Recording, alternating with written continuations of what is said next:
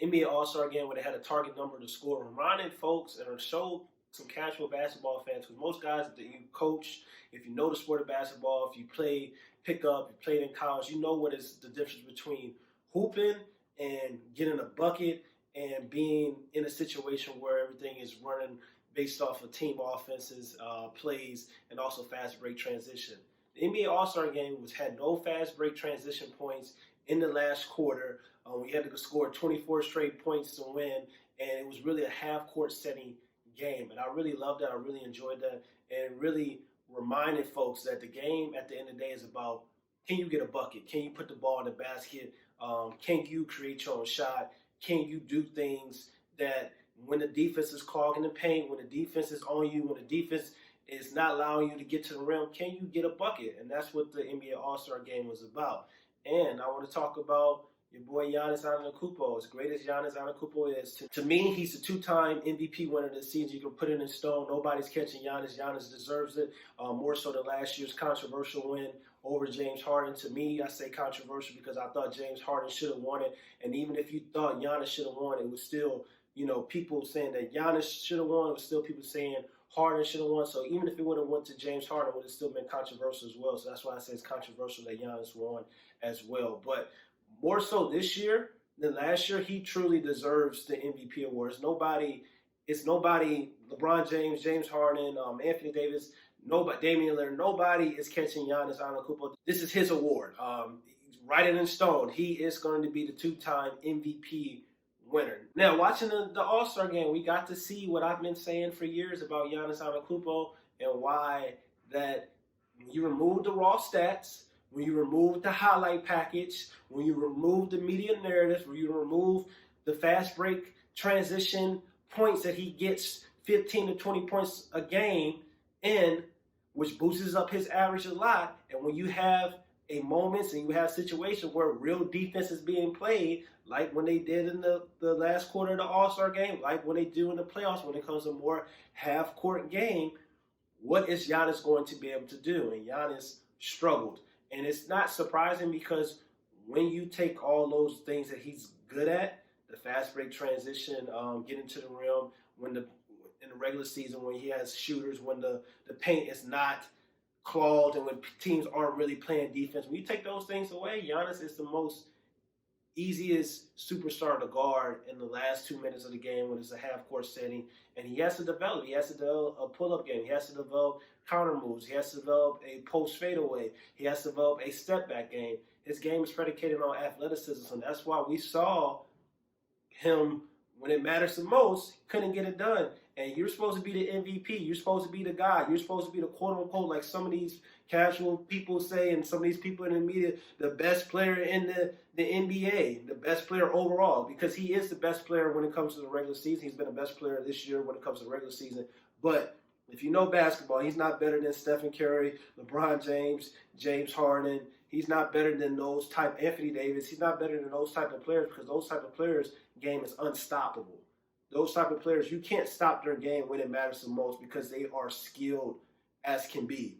And even though LeBron James is super athletic and his game is predicated off athleticism, LeBron James is still one of the most skilled players in the history of the game. You don't be third all-time scoring points if you're not skilled, if you only can do one thing on a basketball court. So Giannis, as great as he is, and as great as his numbers, which are inflated, which that has nothing to do with Giannis to a certain degree. It has something to do with the landscape of the entire NBA. I'm going to touch more of that on a different podcast.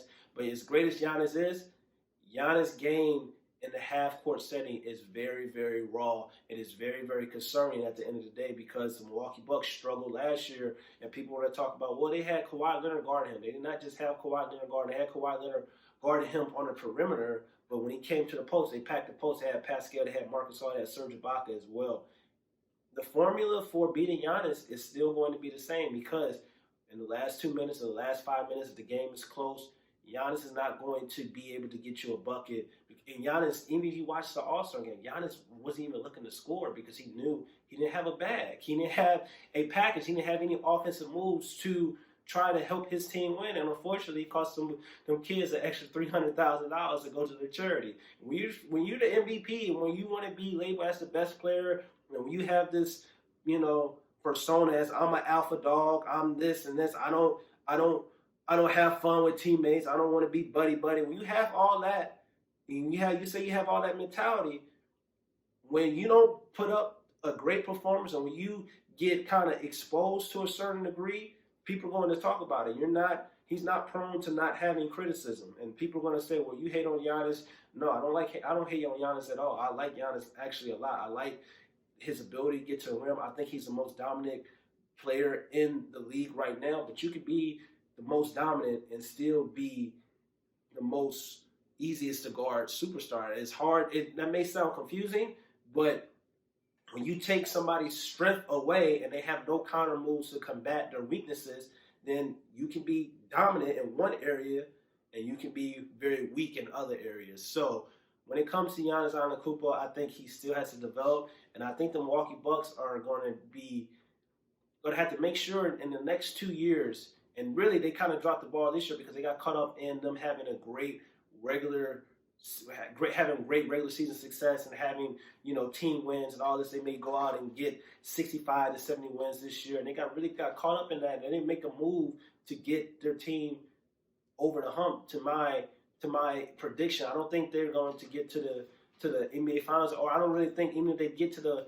NBA Finals, I don't think it's really going to be close because once again, Chris Middleton, as great as he is, he's their closer, but why not go out and get a player like Derrick Rose? Why not go out and get a player like Chris Paul, who specializes in creating their own shots, closing out games when it matters the most? Because Giannis, as we saw in the All-Star game, he doesn't have the ability to do that, and he seems like he doesn't want to have the ability to do that because when we saw in the All-Star game, he was passing the ball away, he couldn't get his shots, and he came out and did a post-game press conference talking about, well, the game plan, the team strategy was going at James Harden, but that was just kind of like a shot thrown at James Harden because James Harden was locking Giannis up. If you go pull the tape back up, James Harden had that boy clamped. So, and not just Giannis, he had Pascal clamped. He had all these players clamped. And if you know anything about basketball and you watch basketball, James Harden is not the same type of defender he was in the past. James Harden is actually one of the best post